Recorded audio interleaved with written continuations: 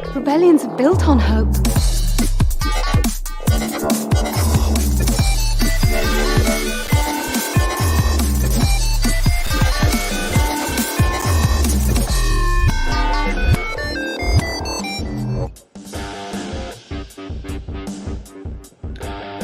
And welcome to another episode of Radio Rebellion, a Star Wars podcast. I'm your host, Alberto Calderon, and that guy on that other side, that's our co-host, that's Oti. He's happy, he's just got a new haircut.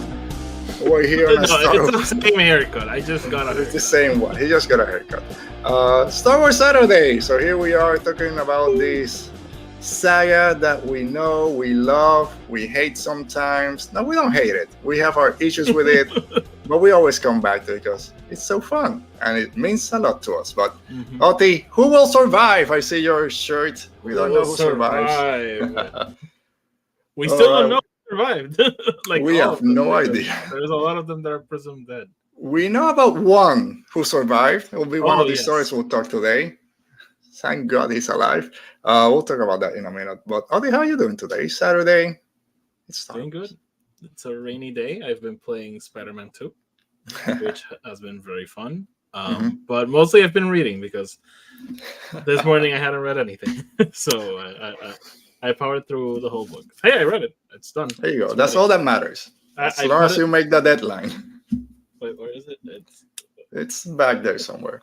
Right there.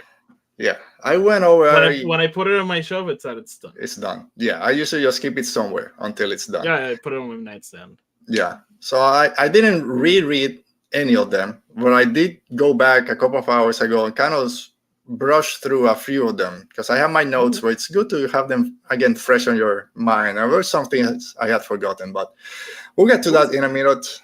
It was a pretty quick read. Yeah, it's not too bad. I love this one. Same thing, just small stories, other little breaks in between. Yeah. We'll talk about that in a minute. But if you're watching us today, thanks for being here. If this is your first time watching us, make sure you subscribe to our show. Let us know down in the comments, what do you think your favorite story from Tales of Light and Life was, and all the news topics we'll be talking about today. Make sure you don't forget to hit that thumbs up button. And if you're listening to this later on the audio podcast, make sure to, thank you. And leave us a rating and review. And if it's not your first time here, you're one of our regulars, thanks for always coming back and listening to us ramble for an hour or so. Yep. All right, Oti, I think let's go ahead and start. You know what? Just in case, I don't know if we'll get to do War Between Fandoms today. I haven't watched Loki. I watched the second one. It was great. Great episode. Second one. Third one, I will say is my least favorite so far, but it's difficult to compare to the first two because those were so amazing. But the third one has some very cool stuff, especially the second half of it. But you'll be happy. You know what I watched yesterday? What did you watch yesterday? I finally watched Barbie. We watched Barbie yesterday. So you completed the Barbenheimer. I completed the Barbenheimer like 6 months or 4 months later. So we're good. Do you like it? Yeah, I like it. Talk about it in... No, you wanna? Do you like? We'll talk a little. We'll do something at the end. Okay. So I've been watching another show that ended already, but I just started watching it. So we'll talk about that when we get to it. All right, so if you guys are ready, I'm not ready. Let's talk Star Wars, and we start with Star Wars news. Star Wars news.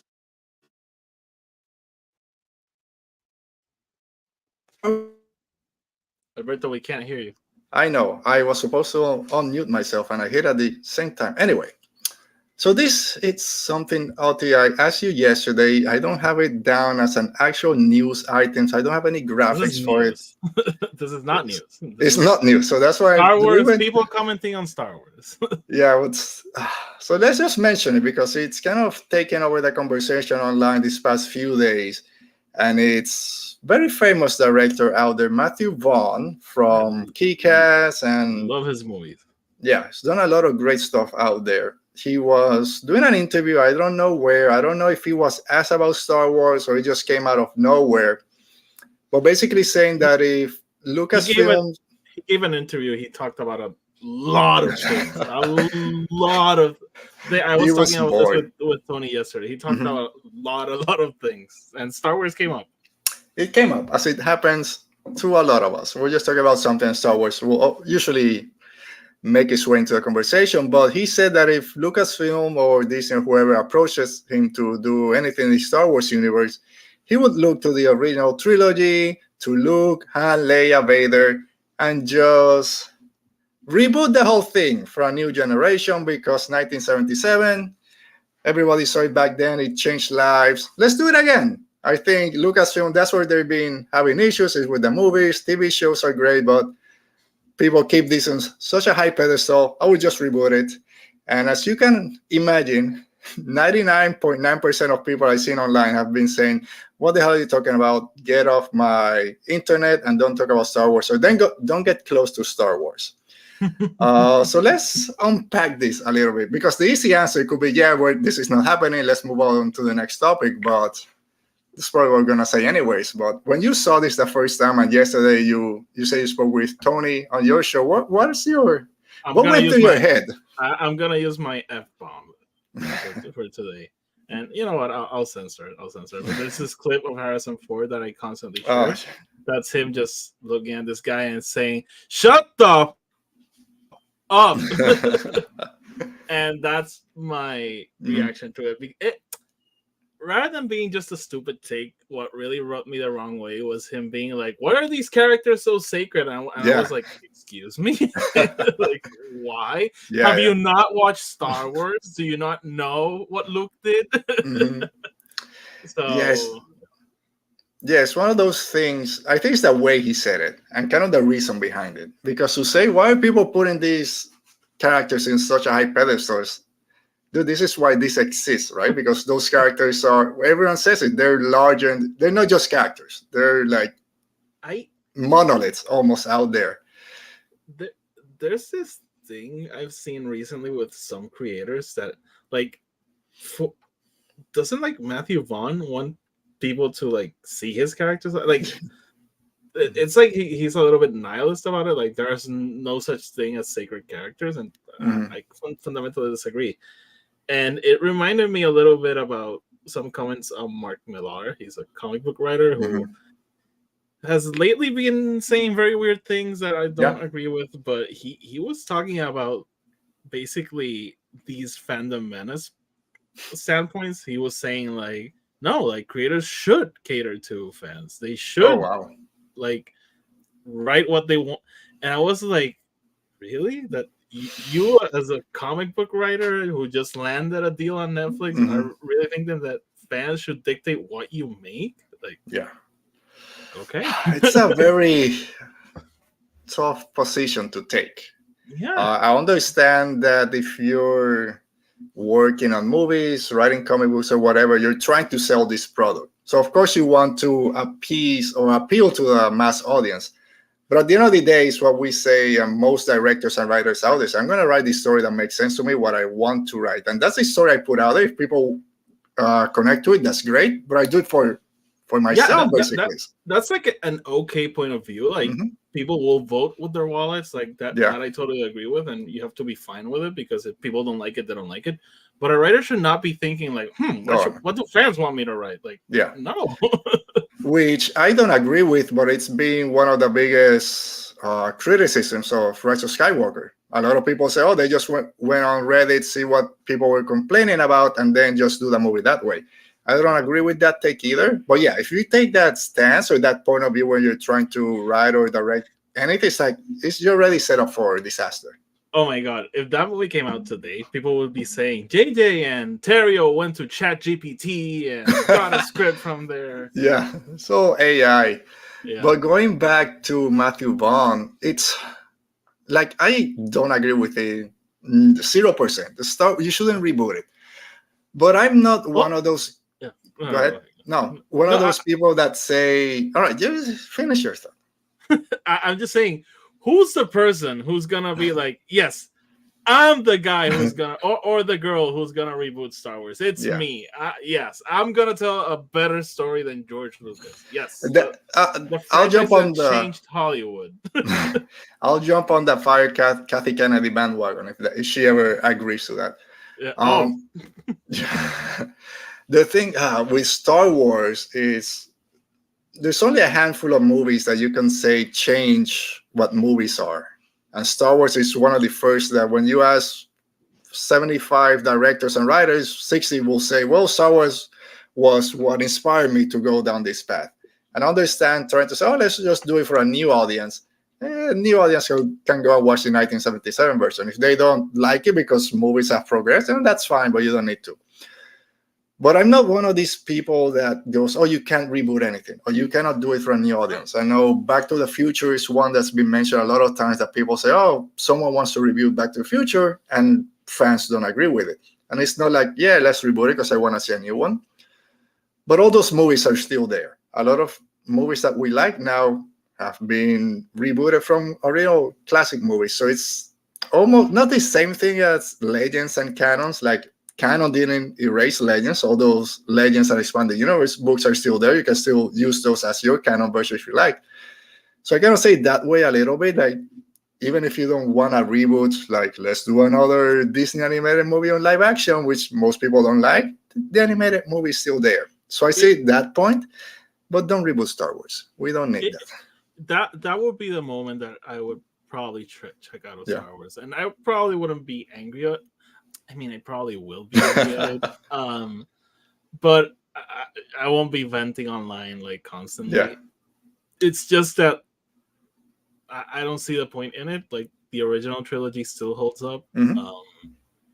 And I don't know, like, for me, that would be like the point where Lucasfilm just has no more ideas, and let's just do this and start all over again. And that wouldn't be for me. That would be 100% like catering to a new audience. So that's the moment I'd be like, yeah, this is just not for me anymore. Yeah. Let's say if they come out tomorrow and say, you know what, after the 3 movies that we announced in Star Wars Celebration and the shows that we have announced, like Ahsoka Season 2 and Andor, whatever, we're done. That's it with Star Wars. We're kind of done. And then in 20 years, they say, okay, let's start Star Wars again. It's 2050. Let's reboot it now and do a new one. I'll give you that pass. It's been like 80 years since the original. But to do it now, what's the first thing that people say when something's going to be rebooted? What's it going to add to the original? What's going to make it better or different? There's nothing to add to a new Star Wars movie. If you're going to try to do A New Hope, there's nothing that you can do to make that movie better. People still say the sequel trilogy was unnecessary. It added nothing to the story. Imagine a reboot, like being no, we're making New Hope again. Like, what? Yeah, and then Darth. Alberto, even with Back to the Future, I was watching it like last weekend. That movie 100% still holds up. And why would you I get the whole thing, like, but just sit down your kids and put them the original. It's a fun movie. Like, people still, I don't know. Like, there's sometimes my kids will see a movie and say, "Oh, this is old. I don't want to watch it. It's like from 1997." I'm like, don't do that. Yeah, well, they're used to 4K higher definition. Then you put something on a DVD and they go, "What the hell is this?" But just kind of restore. Just grab those old movies, restore them to 4K, and no one will complain. Quick comment: The Exorcist 4K remastered, phenomenal. Looks like a modern movie. Like, I'm not kidding. Yeah, people should look at that one and take notes. Yes. Oh, The Exorcist. It's been probably 25 years since I watched The Exorcist. I watched it the other day. I watched it twice in a week. All right, so let's move on to our first official news story of this week, and it has to do with New York Comic Con. So this past weekend, Star Wars Publishing was at New York Comic Con. We expected this. We talked a little bit about it last week, that we're going to set up a couple of minutes to talk about the reveals of the new books, comics. We were sure that Thrawn and Sam were going to come back. They're back, but it's not what we expected or hoped. And on one end, Oti, I don't want to say that I'm disappointed or let down, because I'm trying to ease everyone. We got a bunch of stuff announced that we didn't need to. We weren't expecting a bunch of big stuff. This is still Comic-Con. We got to remember that this is mainly focused on comics. I know Comic-Con, especially San Diego, we're used to now all these big movie announcements and stuff.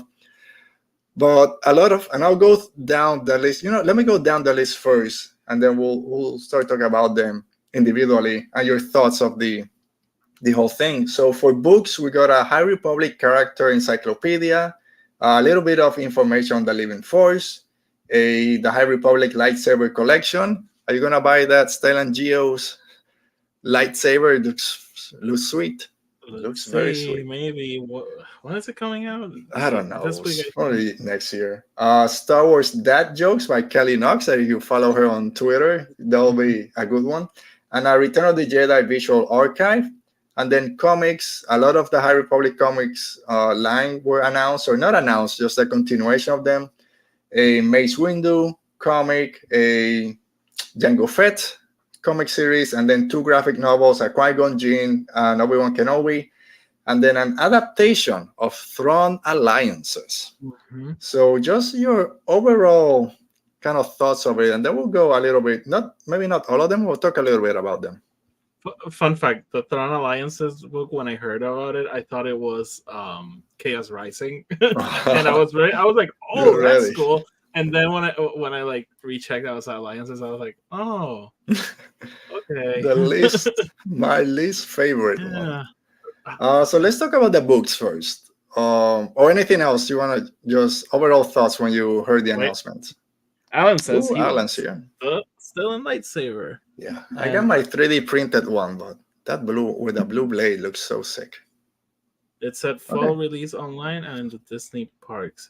Yeah, I sorry, I was referring to the pre-order. I think it was October 29th, but I'm not really sure. And it's a limited edition. I think they said like 500 or 5,000. I can't remember. 5,000. I don't know why you would do just a limited edition for that one. I mean, maybe they're just waiting to see how if it like sells out, they'll probably like announce more. Sure. I want it. I'm not willing to pay more than $250 for it. Yeah, I think that's what's gonna be. Most of them are. I think it's gonna be over 300. Oof. We'll see. Yeah. All right. So this is the one that interested me the most, but I also have an issue with it. It's the High Republic Character Encyclopedia. That's cool. It's extremely cool. I want to know more the little details about all the characters. The problem is that it comes out at the end of the year before Phase 3 has ended, so it's not gonna be up to date. Why don't just wait till the whole phases end and then release it? So they can sell you an updated one. Exactly. And I think even in the panel they said, be careful because there are going to be some spoilers for Phase 3. Like, just wait. Why are we doing this now? Just wait. Yeah, they should have waited. Yeah. I was also, from the announcements, honestly, nothing really caught my attention. Not even the Obi-Wan and Qui-Gon graphic novels. I'll probably get them because it's a Qui-Gon and Obi-Wan thing. Yeah. But yeah, other than that, I thought I was disappointed. I think it's been a while since we got like a big announcement on books, like non-High Republic, which, you know, I love High Republic, but, you know, just seeing what else is out there. Yeah, especially because they had like 3 different authors up there. And I thought, okay, there'll be some announcement. And they like teased a lot. They were like, oh, pay attention, things are coming. And I really think it's a mistake not announcing anything Timothy Zahn and Thrawn, like, because again, regardless of what we think of his writing and his books, like Thrawn is very popular, bigger than ever right now. Like he just showed up in live action, and we've been wondering what has he done for 10 years. Like I thought it was like the perfect moment to be like, even if maybe he doesn't have the story like fully fleshed out, maybe be like, hey, we greenlit some books. He's gonna be writing them. Like I don't know. Yeah, I still think we might get something with the 2 of them before season 2 if Ahsoka gets greenlit before the movies. That's when I think it makes sense. Like you say, even though we're not the biggest fans, the majority of people hold them in very high esteem. So it kind of makes sense. I think it will be very stupid if nothing gets announced. Like Timothy Zahn doesn't get to write a new Thrawn book. Like. He's right there. Like, do it. All right. But Character Encyclopedia, I'll probably get that one. I wish it kind of waited to have everything, but maybe I'll wait until Phase 3 ends, and then I'll buy it if nothing gets Volume 2. Yeah. So a little bit of info on the Living Force, and there's a quote, and I don't know if that quote is just the author's kind of telling what the story is about, what a scene is about, or if this is actually what Qui-Gon Jinn says. which basically Qui-Gon confronts the Jedi Council and says, you people sit around in this room, you don't go out there and deal with the people, you're focusing on the cosmic force. Get out, touch grass. I really hope that Qui-Gon doesn't say go out and touch grass. That to me is too... I hope so. You love it? I'm on That's the like other biggest side. door for you? Sorry? That's like Finn or Poe saying big ass door, and that's Jedi people were No, like, no. oh, it's a real world reference. No, big ass door is fine. I don't care about that. It's, I don't know, but it's too real world that we say online when people are being just ridiculous about some weird stuff. Go outside and touch grass. It just seems like too much. I don't mind it.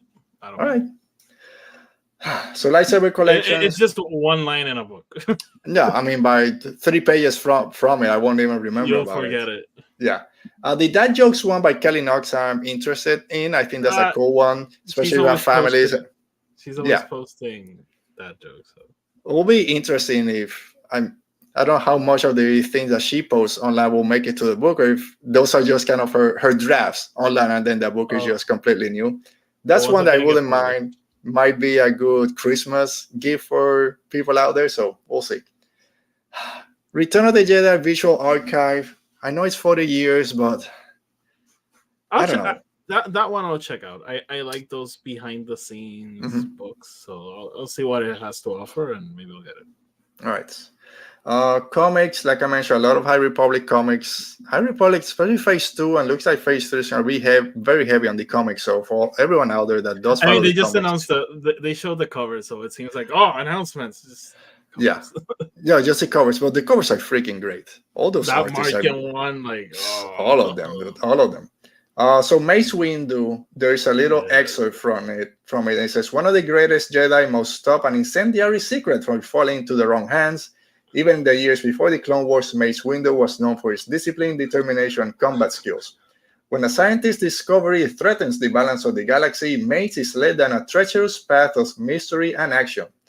The series will also introduce Asita Cruz, with 2 U's, a pirate with a deadly secret who the Hutts and the Republic will stop at nothing to control.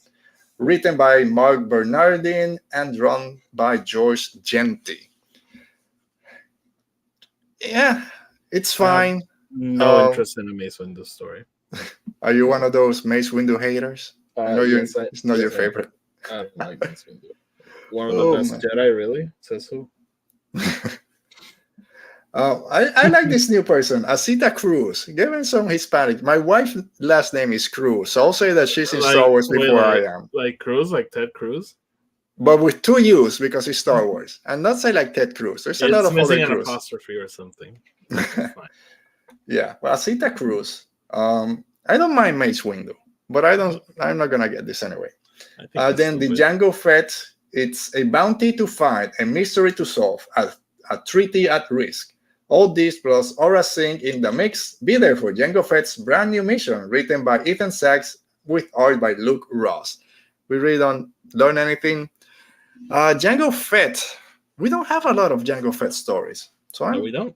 I'm interested to see what this is going to be about. A lot of people are hoping that this at some point intersects with the Mace Windu comics and then I guess ends in Attack of the Clones, but we'll see. And then how would it intersect with the Mace Windu story? It depends on timeline, man. I guess I don't know when they're happening. So people want Mace Windu and Jango Fett to. People have okay. Here I go. People have established that there's this hatred. Rivalry. Like Mace Windu just jumps in, cuts out his head, and like he's just another guy he kills out. Like there's not that. It's like Thanos. I don't know. We have to see them interact. Like, no, we don't. Oh, dude.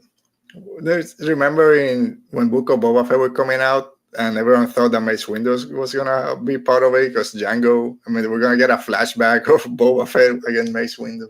Yeah. All right. I'm pretty sure Boba Fett has no idea who killed his son. No idea who Mace Windu is. The Qui-Gon Jinn one, this graphic novel by George Mann and Andrea Muti. And then the Kenobi one is by Cecil Castellucci and Lucas Maragon.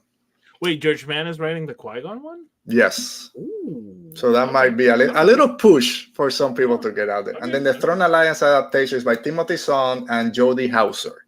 Jodie Hauser did a great job with the first one, so he'll probably do a good job with this one. All right. So, Qui-Gon and Kenobi also, because I don't think there's any excerpts or anything that we know about those two. So maybe once I learn where they take place, they're a great pair. Speaking of excerpts, and I didn't read it, it's the excerpt for Eye of Darkness. Oh, I did read it. I am afraid because it's Elsa Man remembering. I can't believe you have the book and you haven't read it. I wouldn't have been able to control myself. I know. I'm being afraid. Send it to scared. me. Send it to me. I'll send you the link. I'll read it. Oh, it's a link. It's not physical. No, sorry.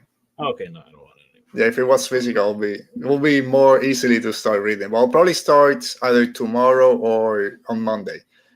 Embargo drops November 1st, but the book doesn't come out till the 14th. If I read it now, by the time we discuss it here, it'll be like 2 months, and I won't remember anything. If it comes out the 14th, I'll probably be done by December. All right. I'm going to say now, our last episode of December before we go on winter break is going to be Eye of Darkness. All right, so we'll see where that comes. Elzar Man is still going through it. That my only take from that excerpt is Elzar Man is going to fuck up once again. Once again. Oh, man. Third fuck up coming up. He will do what he does best. Yep. Oh, Elzar Man. I love our character. I mean, we all love our flawed characters, especially our flawed Jedis, and he's one of the best. Again, he's not. I don't think he's contemplating doing something stupid. But after reading, I was like, he's gonna do something stupid. All right, so I'll get to that. Hopefully, start early next week. I'm still finishing the Silmarillion. I got like 3 hours left on my audiobook. That's freaking great. Have you liked it? I've heard people don't like it because it's not a book like the book we're gonna be talking today. It's a whole story. This is, if you like mythology and all these kind Greek of history, biblical. it's the story of Middle Earth, and it was the story of this guy and this person, and it goes for 1 hour. Well, he was born from this line of Eldar and whatever, and there's things they'll say things I don't know what it means. Because they went to the Agrus Kraska within the old Elvis means blah, blah, blah. And then Thranduil, which we hadn't heard in about 15 hours, comes back. Some of it doesn't make sense. But once you hear the whole tragic, every story is like a Greek tragedy, basically. Okay. And then so stories in there that are so powerful, really. And Andy Serkis just does a great job. So there's some chapters I'm like, moving on. I don't care about the third son of whoever it is and why did he marry this girl. But once you start going to the political nature of the elves not liking the humans and even infighting between the elves because the Maya or the Valar prefer this type of elves, so that gets very interesting. Mm-hmm. But I'm almost at the end, and the last 2 chapters I think are the Rings of Power chapter, so I'm almost there. All right.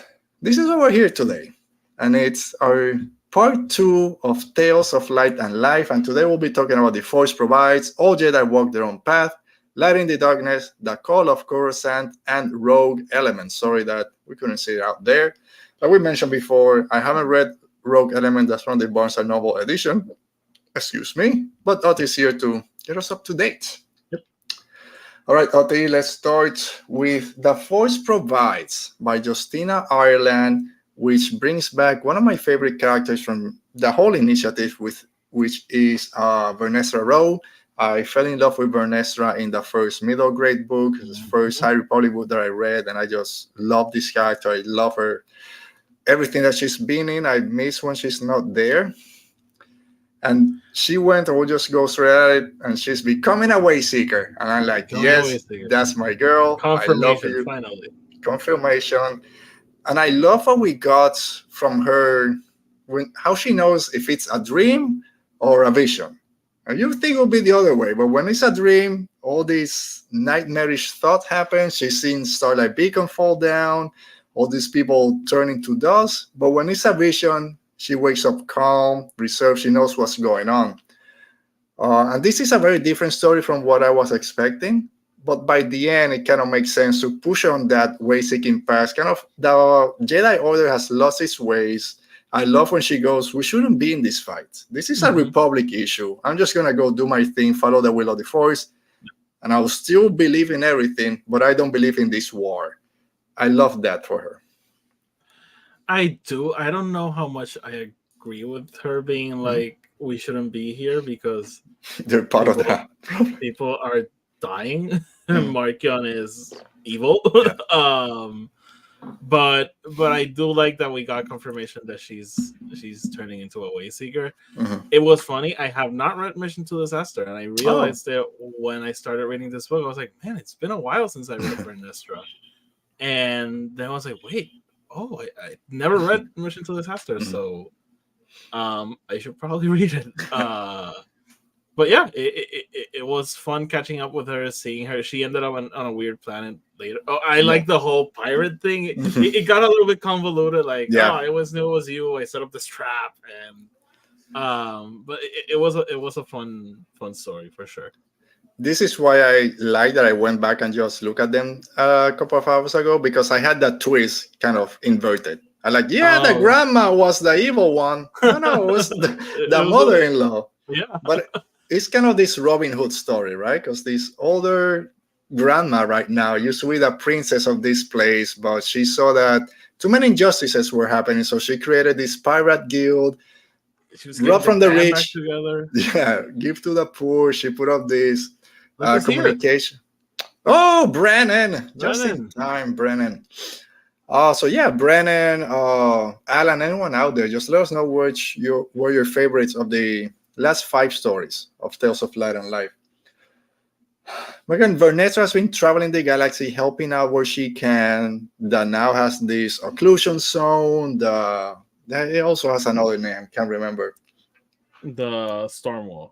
The Stormwall, which I don't know if it's just Deep the Path or hyperspace lanes. I liked also that they went and referenced that Vernestra had that connection with Maris and Tekka. Yes. She thought that the path was going to kind of be the visions that she would be having. And it's like, haven't clicked yet. So I'm glad that that's still part of it and they haven't forgotten. She said something that she has tried to put the coordinates and they don't work.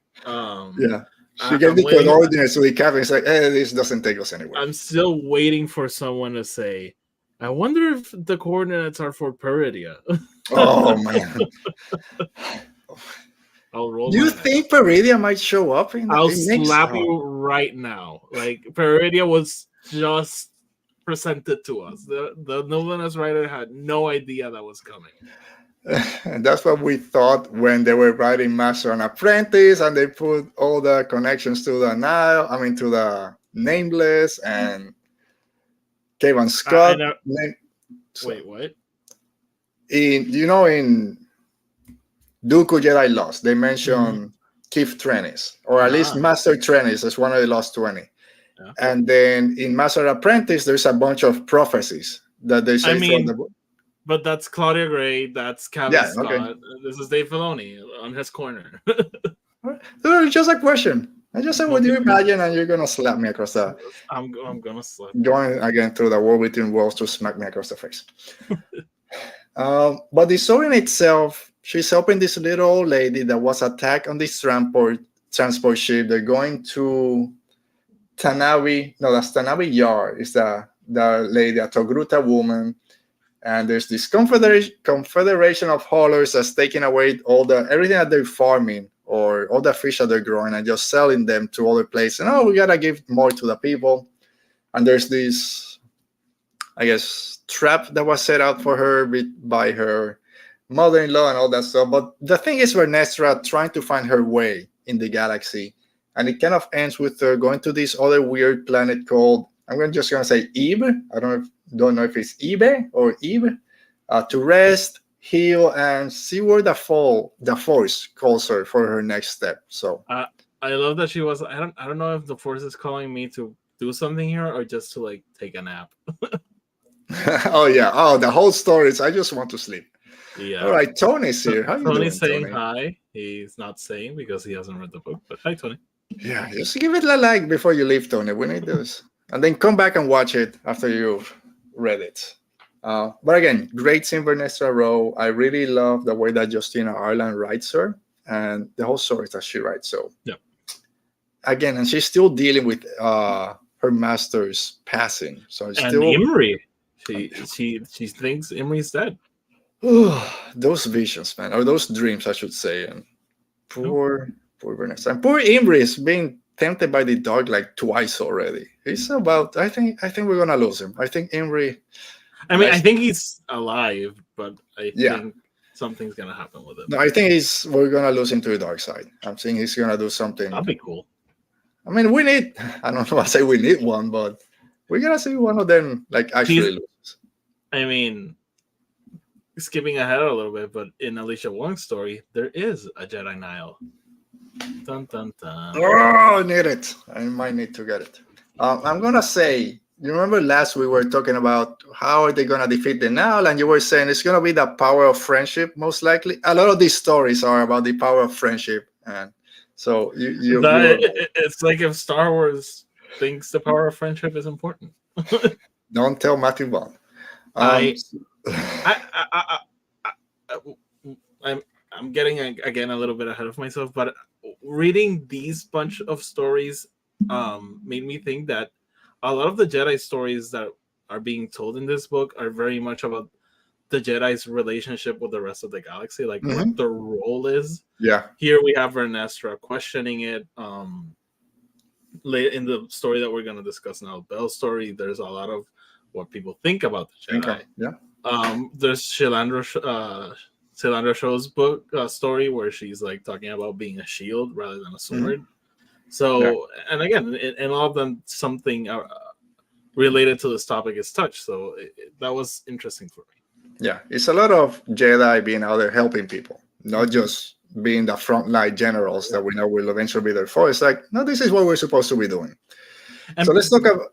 By the way, just a random thought, but we talk about where the phase 3 will end with regards of where the story is leave us off, and a lot of it should have to do with the Jedi maybe winning over the galaxy, because the Jedi's like, who are these people? Who are these weirdos? Like, wearing robes? What do they do? And we know that by Phantom Menace, they are like the police. Yeah. So I think that's also gonna be interesting to see. Yeah.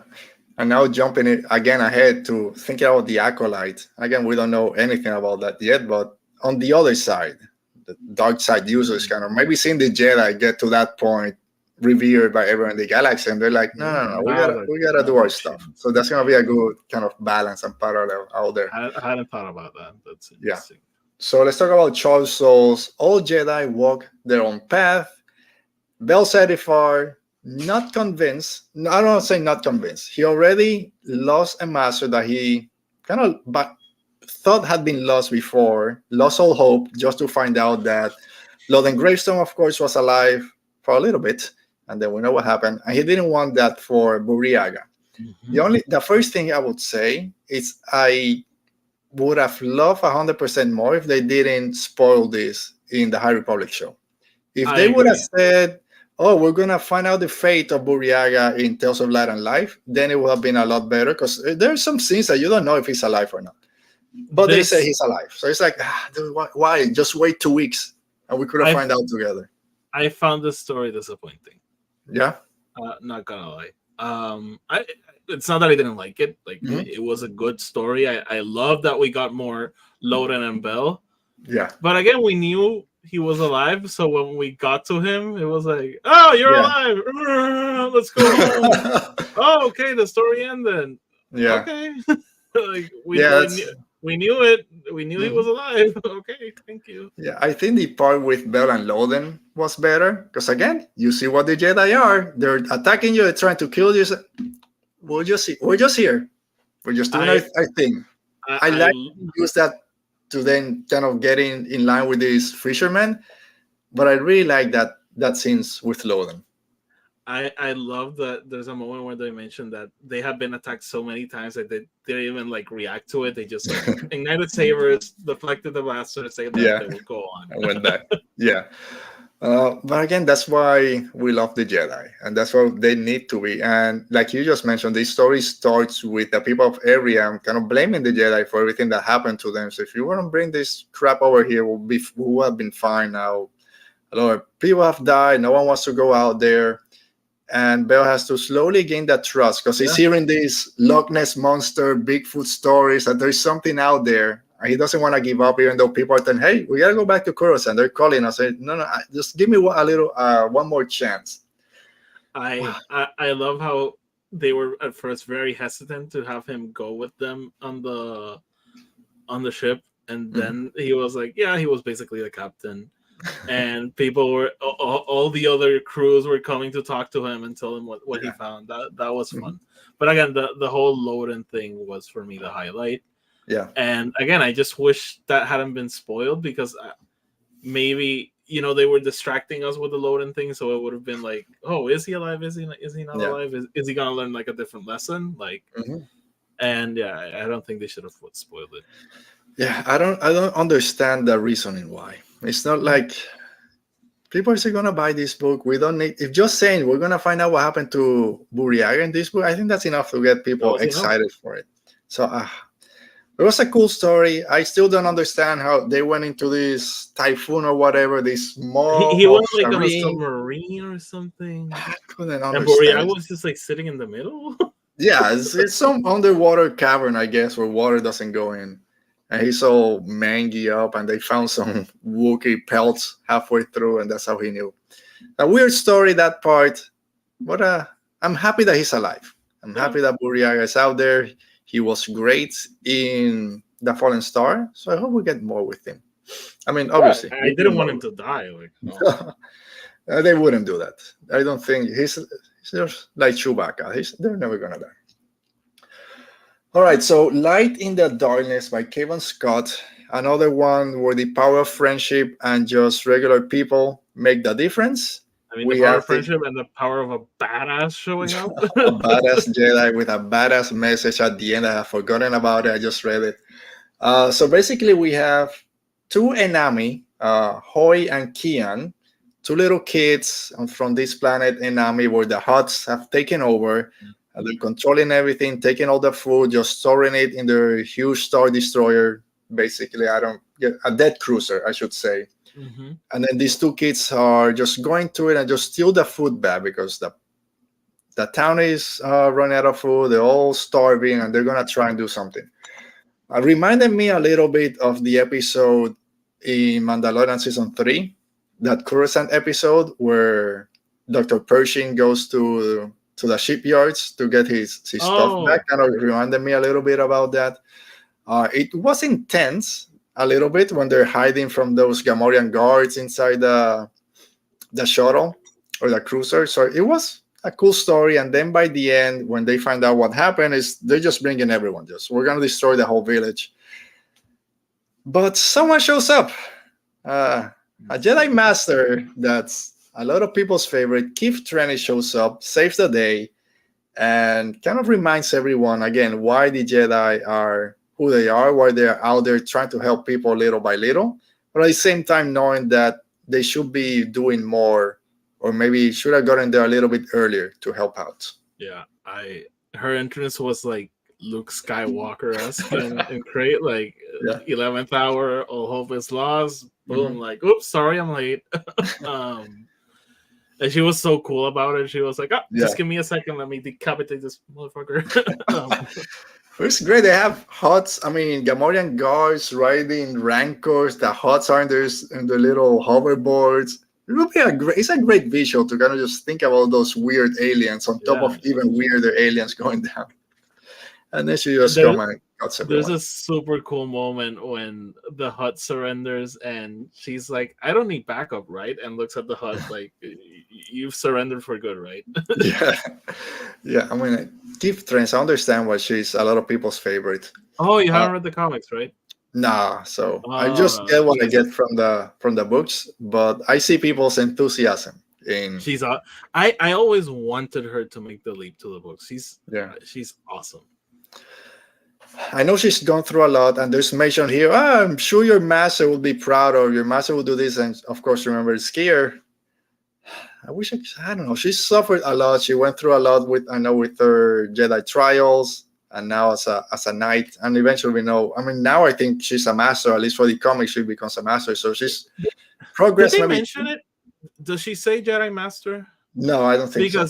But Cavan did say it was Jedi Master. Yeah.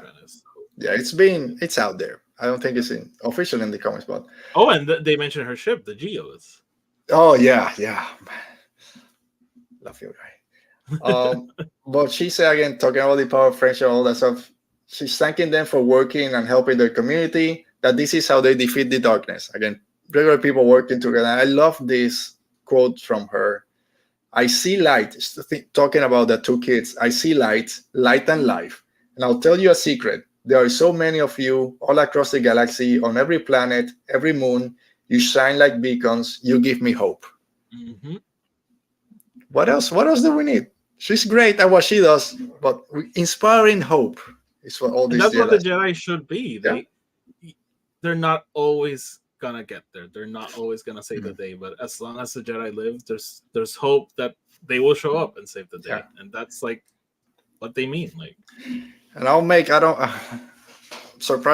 make the connection to the ending of The Last Jedi, right? That's the message at the end with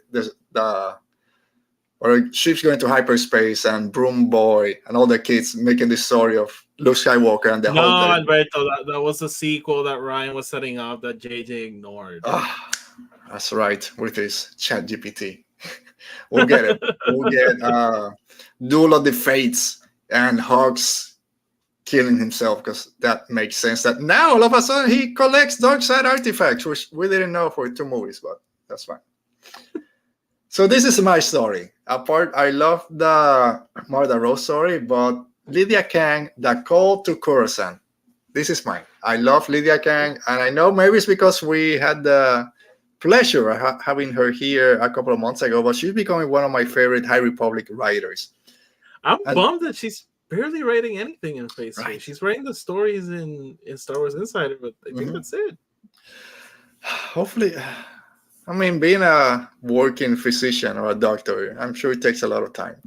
Maybe she doesn't have the time to do. I mean, as a fiancé to a physician, I can agree, but come on, write a Star Wars book. She knows more. She's great. And this story...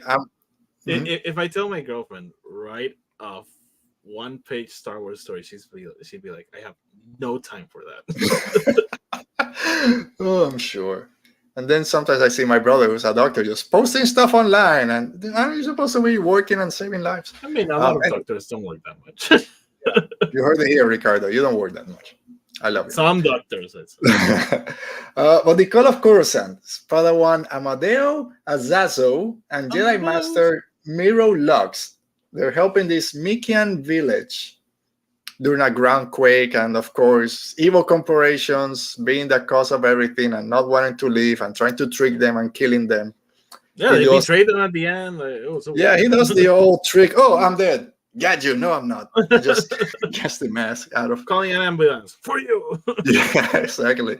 So it's a cool intro to it, but basically it's to learn that these 2 Jedi, Amadeo Azazo, which also is not the easiest name to remember. No. And his master Miro Lux are out there just going from place to place, jumping from mission to mission, not really involved in what's happening with the Nile and everything. So for them, they say, yeah, we've heard about the Nile, but we didn't know it was this bad. Yeah, they were it's bad. Those guys, really? Yeah. Yes, really. Starlight Beacon just freaking fell. And then Miro Lux kind of remembering that he grew up with Stellan, with Elsa, and with Avar Chris, sorry, and kind of knowing that one of them died. When he started thinking, oh crap, I think one of them's gone. So that was interesting. He knows the Shiri Karai nursery rhymes. He's heard it before. He tells his Padawan, oh, this story we used to hear about this creature out there. When have we heard the Shiri Karai before? The full thing?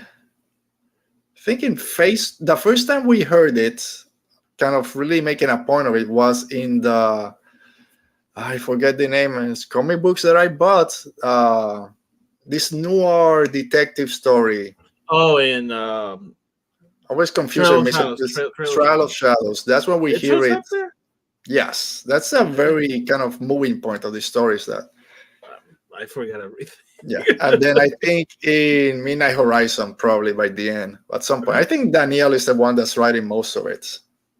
Okay, cool. It's come out other places, but anyway, these two Jedi that really don't know what's been going out there in the galaxy get called back to Coruscant, and Amadeo Asasio, this young Padawan that hasn't really been back to Coruscant since his youngling days, hasn't put out down roots anywhere. He's talking about he's never had a friend, can't really call anyone a friend, doesn't know what that's like, and starting to feel it's the Jedi life for him, because they're always bouncing to places, and now he's going back to Coruscant. He doesn't know anyone out there, and he said, "You know what? I can't sleep. I'm just gonna go out to the city and figure it out and see what happens." He's also close to taking his trial, so it's like a defining moment for him. Mm-hmm.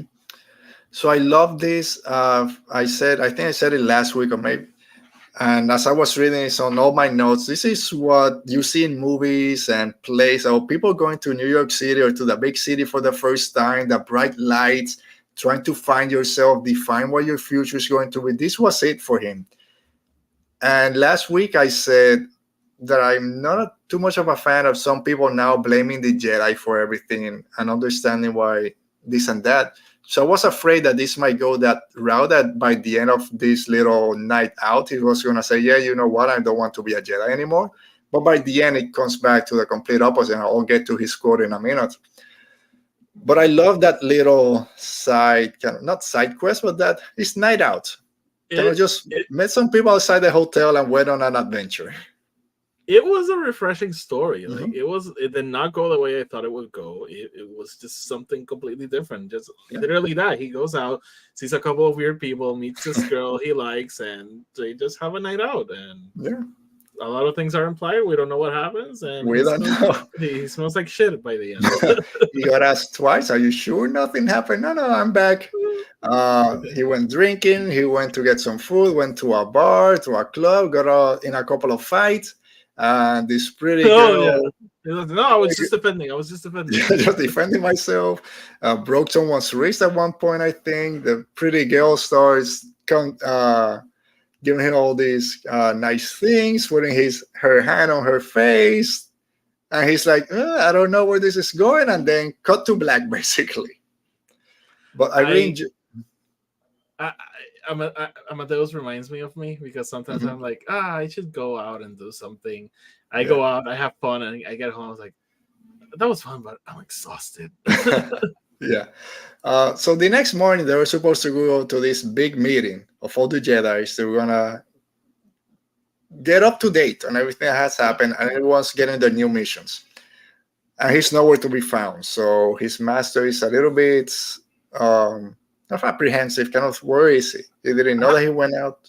I liked his approach, because he was like, he knows his apprentice is going through something, and he's like, I think he made a choice, and whatever that choice was, I'll respect it, because he gets on the ship to leave. Yeah, he's ready to go. He's like, I guess he made his choice. But again, Amadeo kind of thinking if the Jedi life is thinking about another life, what that meant.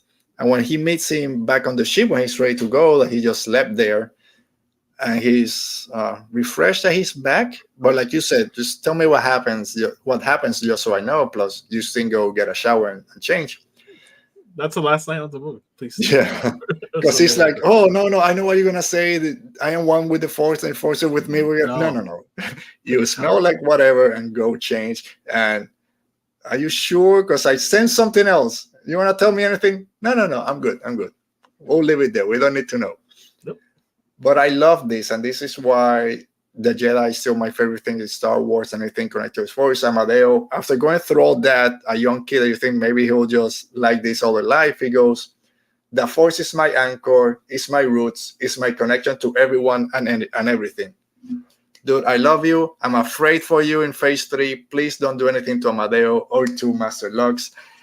I'm afraid that something's going to happen to them. I just want to see them again. Hopefully they'll come back. I wonder if Lydia Kang's stories are about them and whatever mission they go on. Yeah. All right. So that's for me. That was it. I only got the first 9 stories. I really enjoyed that book in general. Some stories more than others, but I'm glad it ended with this one because it was one of my favorites. But for everyone out there that bought the Barnes & Noble edition, they got an extra surprise, let's say like that, Rogue Element by Alyssa Wong, a 10th story that Otis is going to tell us what it was about. I'll start with this. I have no idea why this was a Barnes & Noble exclusive. Mm-hmm. I think this was my favorite story of all of them. Interesting. And it has to do with characters that I didn't love when we met for the first time. I'm gonna spoil the shit out of it. Yeah. So that's why we're here.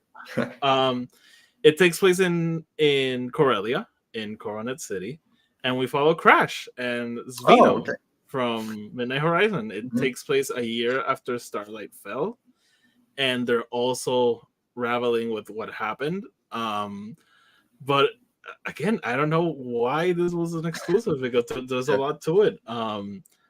Do we find out? I want to say I heard we find out who that person rapped in all the. No, we don't. We don't. I don't think that's that person. Okay. There's a mysterious character. Okay. But Corellia is undergoing a civil war. Wow. Because half of the population was like, we need to embrace denial because they're gonna take us out if we don't. Mm-hmm. And I don't know if it's half, but the other part was like, no, like we're not embracing this. We're gonna fight them. And Denial do have outposts in Corellia. They're building, ships and things to fight the Republic and the Jedi.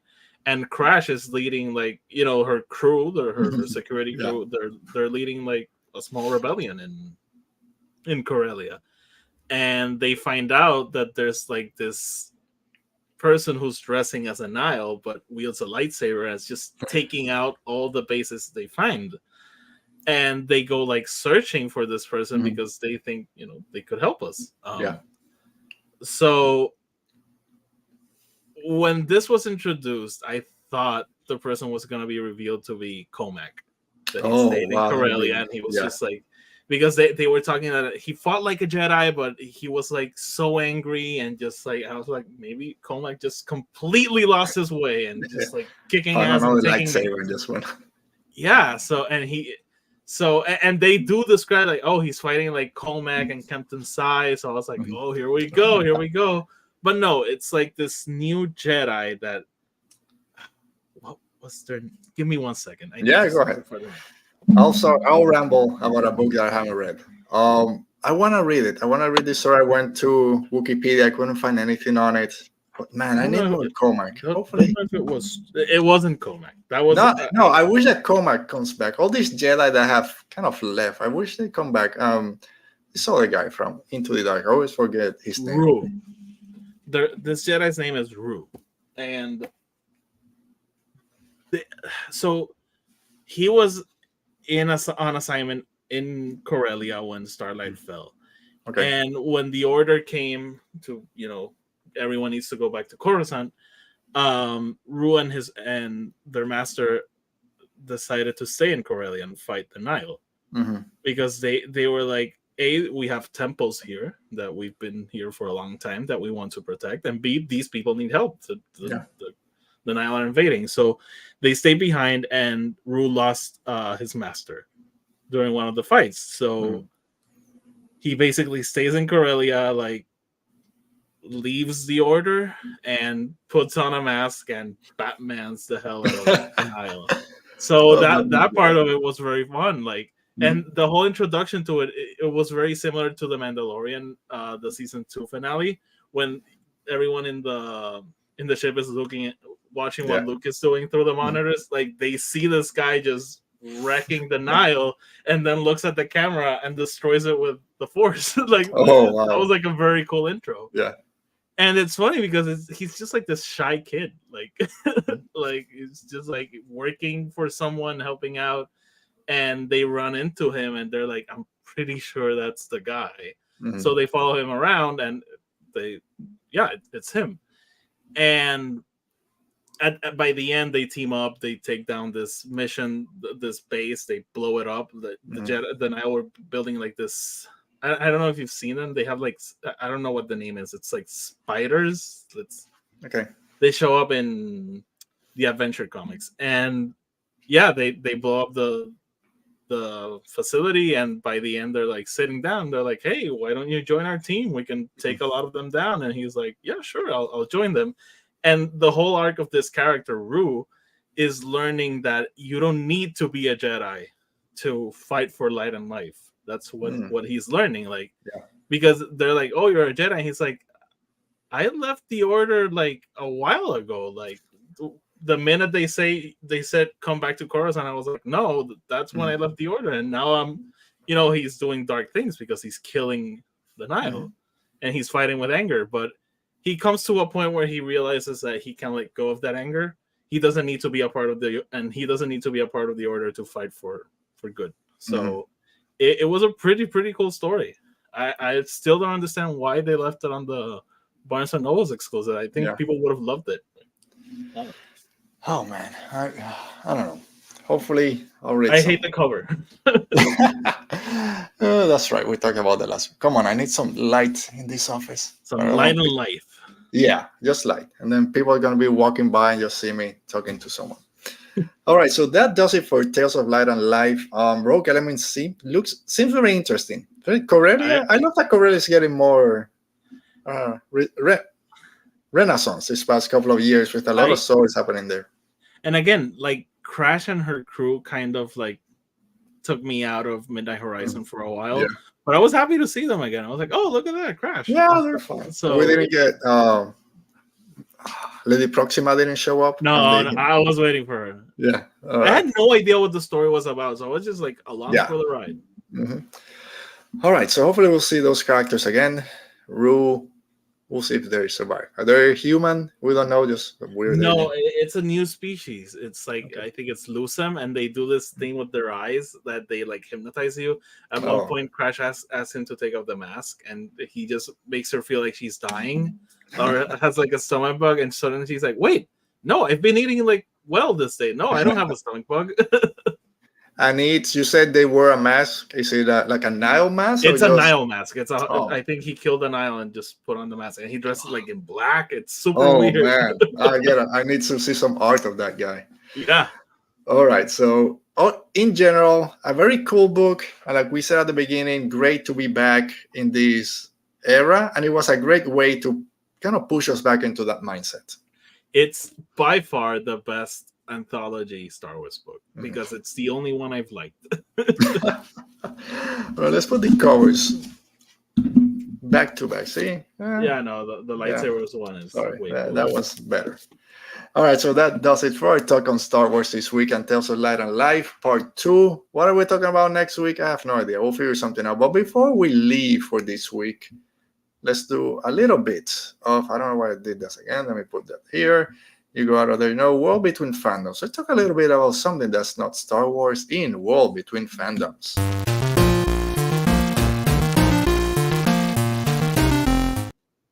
All right, Otti. So World Between Fandoms. We usually been talking about Loki a little bit here.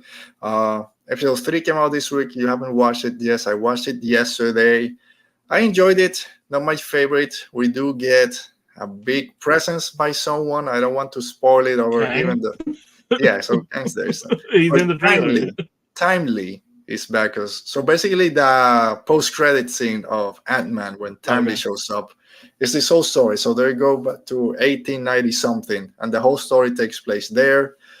I enjoyed it. Not my favorite. The last 20 minutes were pretty cool and what it means to the future. But Episode 2, let's talk a little bit about it. I love Episode 2. I mentioned last week. You hadn't watched it. You enjoyed it? Yeah, I did. It had like a Silence of the Lambs feel to it. I don't know if it was you who told me that. So I heard it from someone. But it really did. Like, Brad is a cool villain. Like, he's playing mind games with them. I love the writing on the show. I think awesomely written, and the performances are great. I'm really liking it. I still need to watch episode 3. I'll probably watch it tomorrow, but yeah, I'm really liking it. Yeah, episode 2, that scene where they capture Brad, throw him in that dungeon sewer thing, That was and fun. oh, he's a great agent. Just watch what you say, Loki. And of course, he tells him he's a villain. He's done all these bad things, and then turns on Mobius and puts Mobius on his heels, kind of. Do you think we're gonna find out? Because they did spend a little bit of time with Loki and Mobius talking about. Don't you want to know who you were in the sacred timeline? Mobius, no. I love what he said, but what if it was good? Bad I can take. I don't want to go out there and find out that my life was actually good. Then how am I going to process that? I think he's going to find out, but not because he wants to. Yeah, and it's gonna be like tragic. It's gonna be. That's why I said, man, Owen Wilson is doing a lot of great acting this series. I want to see Owen Wilson do like a villain role or do like a hardcore drama, like where we see him cry and get an Oscar nomination or something. Yeah. He's great in this show. Right. Yeah. And I want to see Tom Hiddleston do a Mission Impossible villain. I think he'd be great at it. He'd be great. That scene where he's chasing Brad and then the 3 Lokis come out with the shadows and you think it's over the top? No, I think it's just great. Don't you think? No, seems perfect. Yeah. Of course, we got the return of Sylvie in the McDonald's with another great scene between the 2 of them in that parking lot. Like, that encounter did not go as I think, as I thought it would. I thought I wasn't expecting her to be like, I don't want to talk to you. I don't want to know anything about you. Like she tried to kill him. Yeah, it's and that rolls over to episode 3. So okay, when you watch it, yeah. Okay. All right, but like I mentioned at the beginning of the show, I watched Barbie. Finally, my Barbenheimer. I don't even remember. Barbieheimer. You completed the Barbenheimer. Completed the cycle. I enjoyed it. The whole family watched it.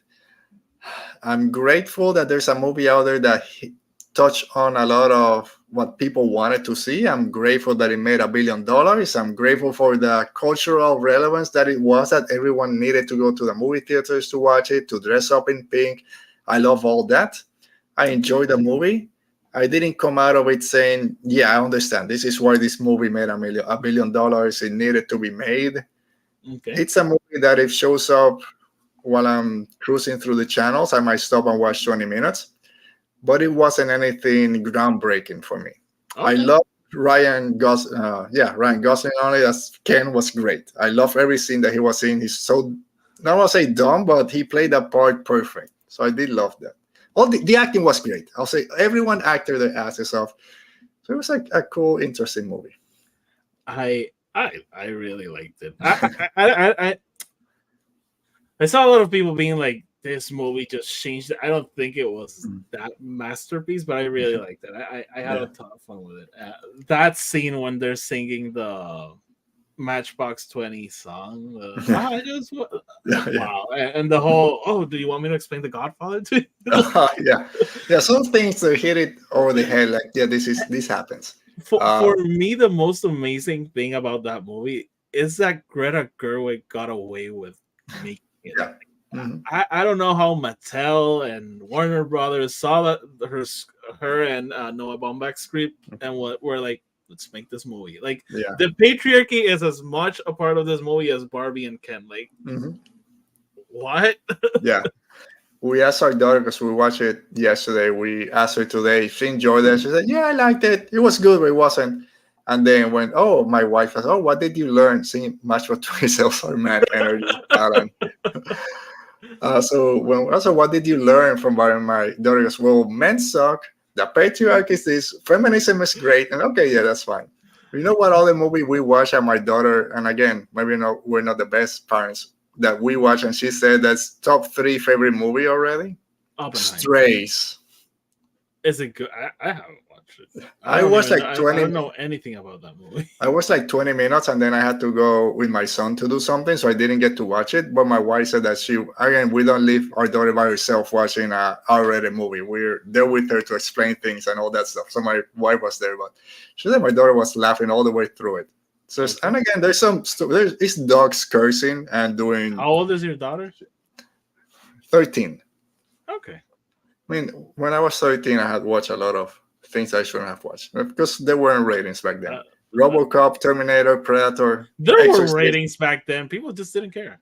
Exactly. And probably at 8, I shouldn't be watching RoboCop exploding people and melting. My grandma would always call my mom when I was like 8. I was like, hey, I'm going to put this R movie to him. But don't worry, there's no sex in it. And my mom's like, oh, yes, because that's the worst thing that could happen in a movie.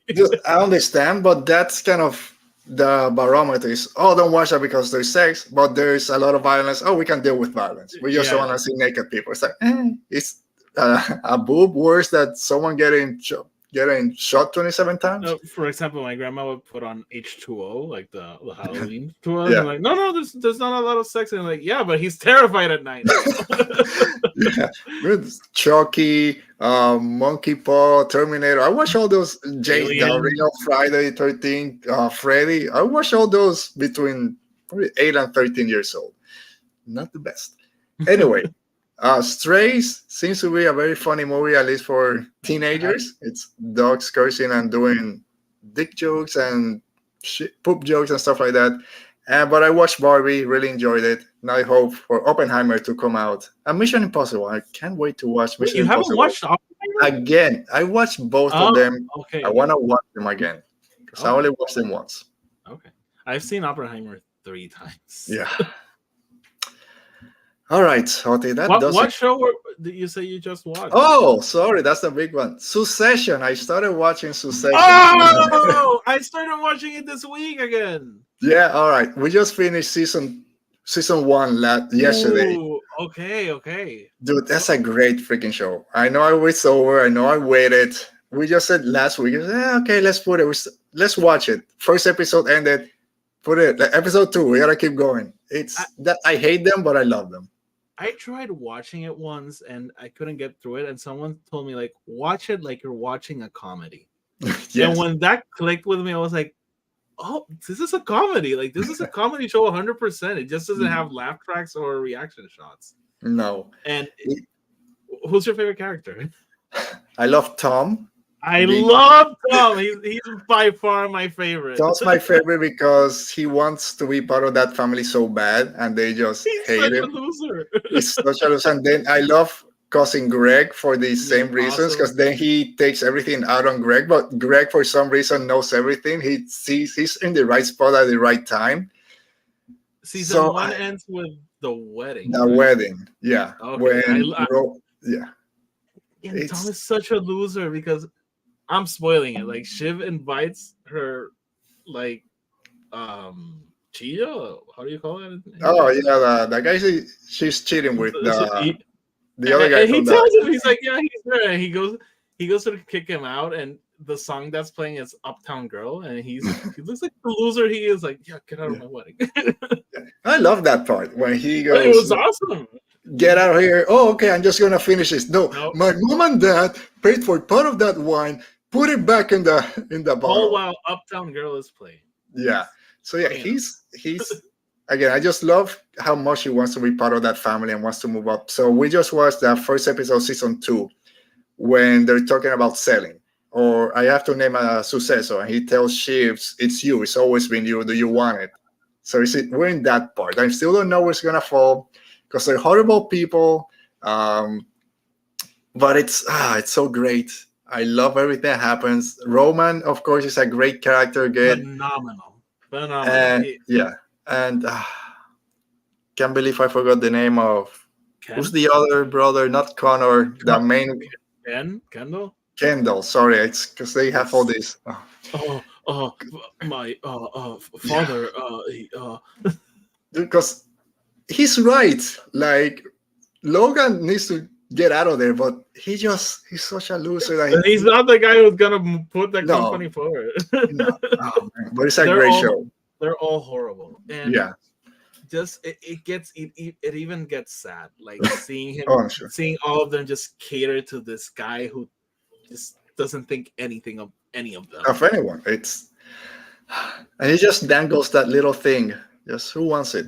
Yeah, of course, it's great. And so yeah, Succession. We're watching that. So you saw Tom's bachelor party. Oh, yes. We're not going to talk about that here, but yeah, that was weird. As we thought. Congratulations! I heard you swallowed. When the explains, she did, and then she kissed me, and I swallowed it, and then I've never heard of, no, people do it. People definitely do. And then everyone just keeps ringing. I heard you swallow your own. Yeah. It was amazing. No, I love that show. I love it. Another one that I'm watching and almost done. It's from Netflix. Lupin. I watched Lupin.